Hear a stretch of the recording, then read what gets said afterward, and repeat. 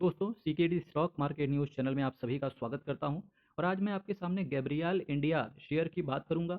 अगर मैं इस कंपनी के कुछ मुख्य प्रोडक्ट की बात करें कि ये कंपनी क्या क्या प्रोडक्ट बनाती है, तो उसमें है shock absorbers, struts, front forks यानी कि बाइक्स के लिए, cabin dampers, seat dampers, suspension component. और कंपनी के जिन ग्राहकों को सप्लाई करती है, तो जैसे two wheeler, three wheeler, passenger car, commercial vehicle, railways और इलेक्ट्रिक व्हीकल्स के लिए भी ये कंपोनेंट बनाने का काम करती है। इस पार्ट से आपको ये सीख मिलनी चाहिए कि अल्टीमेटली ये कंपनी ओरिजिनल इक्विपमेंट मॉडल पर काम करती है और ऑटो एंसिलरी या ऑटो कंपोनेंट्स बनाने का कंपनी काम करती है। इसके साथ साथ जोखिम इस कंपनी के अंदर क्या क्या हो सकता है, जैसे ऑटो सेक्टर में अगर मंदी आने पर कंपनी की बिक्री प्रभावित हो सकती है। स्टील की कीमतें अगर बढ़ती हैं तो मार्जिन पर भी दबाव आता है। शेयर में जिस तेज़ी से शेयर ने रैली लगाई, इसके बाद वैल्यूएशंस बहुत महंगे हो गए हैं इसमें करंट में। इसलिए खरीदारी सही कीमत पर ही करना जरूरी रहता है।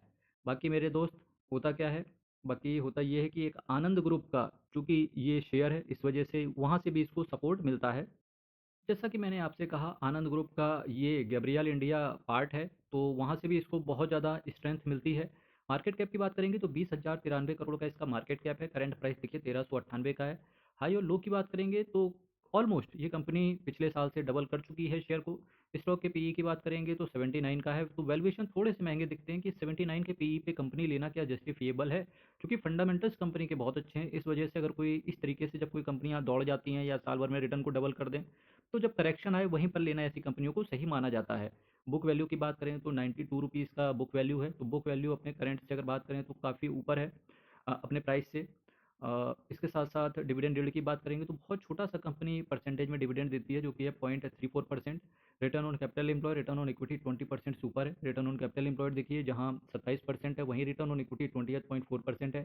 फेस वैल्यू कंपनी का 1 रुपये है, तो स्प्लिट की जो संभावना है वो बहुत कम दिखती है। इसके साथ साथ जैसा कि मैंने आपसे कहा था कि जो कंपनी का शेयर प्राइस है वो अपनी बुक वैल्यू का 15.1 टाइम्स है।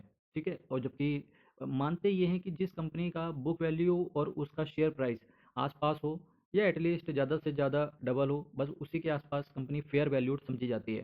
पेयर कंपटीटर की बात करेंगे तो संवर्धन मदरसन या मदरसन सुमी जो कंपनियां हैं वो इसके पेयर कंपटीटर बनते हैं। Bosch, Bharat Forge, UNO Minda, Schaeffler India, Tube Investment, Sona BLW और गैब्रियल इंडिया, ये इसके कुछ पीयर कंपटीटर बनते हैं।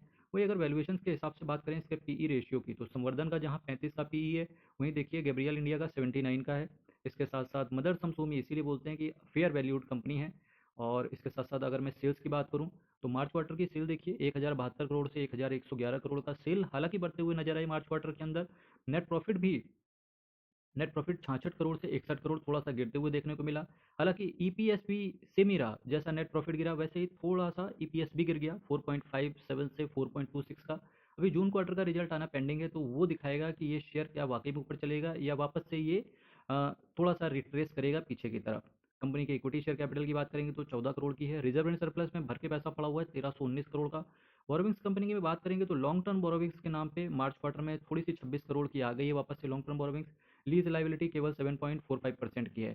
तो डेट के संबंध में अगर बात करें तो ऐसा कुछ खास डेट है नहीं। कंपनी की ऑपरेटिंग एक्टिविटी से लगातार प्रॉफिट निकाल पा रही है, वो भी 267 करोड़ का निकाला इन्होंने ऑपरेटिंग एक्टिविटी से प्रॉफिट, जो कि दोस्तों आसान नहीं होता है। डेटर डेज की बात करेंगे तो 55 दिन के डेटर डेज करंट में है इनके।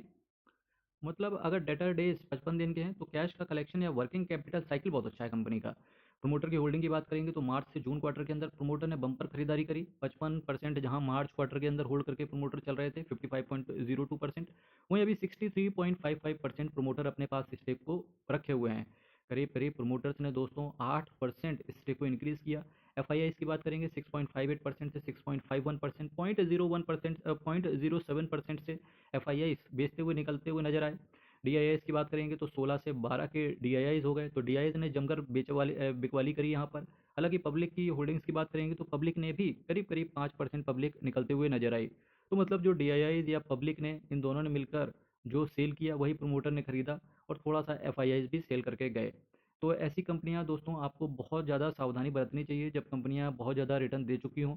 अल्टीमेटली आपको इन्वेस्टमेंट करना चाहिए एक सही वक्त आने पे, जब कंपनी एक फंडामेंटल अच्छी कंपनी उस सही प्राइस पे अगर आपको मिल जाए, तो इससे अच्छी बात क्या है। इसीलिए बोलते हैं, इसीलिए मैं हमेशा बोलता हूँ कि जब भी मार्केट या शेयर मार्केट में क्रैश आए किसी भी वजह से, तो आपको उस समय हार नहीं माननी चाहिए, तो ज़्यादा से ज़्यादा अच्छी कंपनियां एक्सप्लोर करना चाहिए। तो डेफिनेटली गैब्रियल इंडिया को अपनी वॉच लिस्ट में ऐड करके जरूर रखिएगा। दोस्तों ये वीडियो आपको कैसा लगा कमेंट बॉक्स में ज़रूर बताइएगा। दोस्तों वीडियो को लाइक कीजिएगा और इसके साथ साथ चैनल को ज़रूर सब्सक्राइब करके रखिएगा। ये एक मोटिवेशन होता है मेरे लिए जो हर रोज़ आपके लिए एक नया कंटेंट कुछ बढ़िया सी फंडामेंटल्स स्ट्रॉन्ग, चाहे वो म्यूचुअल फंड हो चाहे वो शेयर्स हो, आपके लिए लाने का। चैनल को सब्सक्राइब कीजिएगा। कल फिर आपके साथ मिलेंगे same time same channel, but कुछ नए म्यूचुअल फंड या कुछ नए शेयर्स को लेकर के। तब तक के लिए बहुत बहुत धन्यवाद।